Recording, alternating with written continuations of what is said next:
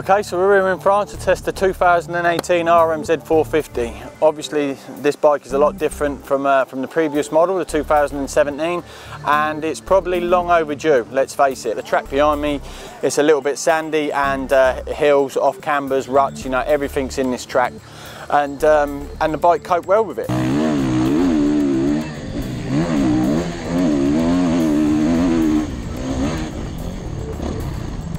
Beginning of the day, I struggled a little bit, like we always do with the bikes, and that's just because the suspension was brand new, was fresh, hadn't been used. The chassis, engine, and everything else like that had all been bedded in, but the shock and forks hadn't. So once we got those bedded in, then we got a real good feel for the bike. Just to give you a quick update on the bike, so you've got factory, everything's changed. Shower front forks, you know. These are now common production. They're not air no more, they're spring. I liked air, but they've gone back to spring because obviously the general public will be able to use them a lot easier. Really positive, real good feel coming from the front forks. Whole new shock, so that yeah, the shock's been revised all the way through, and that's good, but it takes a little bit of setting up. That's the key to this bike. You really have to get the sag correct on the bike.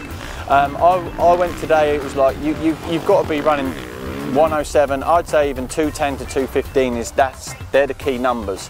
And when I say 110 or 115, that's rider's sag. Okay, so when you're sitting on the bike,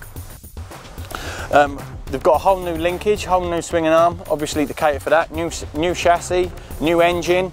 You've got a new airbox which has a totally different airflow. It's more direct.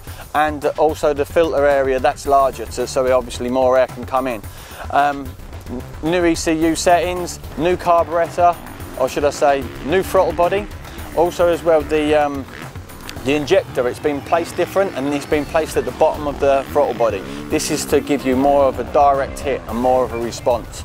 And the bike is very responsive. Engine's really good, really positive, and the bike does just track and drive really good well, at the end of the day, through the slop and the mud, been good. I can't stress enough though, if you do purchase this bike, or you do have this bike, the rear shock is key. You really do need to get that set, because the beginning of the day where everything was new, the bike felt off balance, you know, and it just felt like it was riding more to the front end and the rear end was high. So yeah, once we leveled the bike out, you know, then that was it. It was really tracking. Clutch. Didn't get no clutch fade, so that was good. The power on this bike has been improved, you know. The cams have changed, the pistons changed, and the bike really does produce more horsepower. So what I did today was I run the richer coupling, which is the grey coupling, and that basically just smoothed out the curve. It just give the bike more torque. I was struggling a little bit at the beginning of the day, you know, in third gear in some of the turns, and as soon as the 450 got more fuel in, then that was it. It really excelled.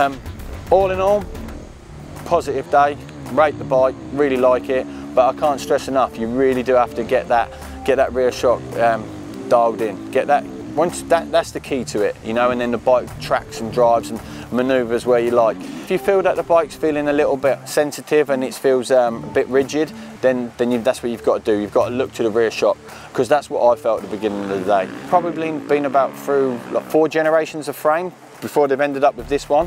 A few key points what I found quite interesting. The AMA ruling, you know, that they've got to run production chassis and production bikes to a degree. Most of this development work was done from the MXGP team and come out of Europe.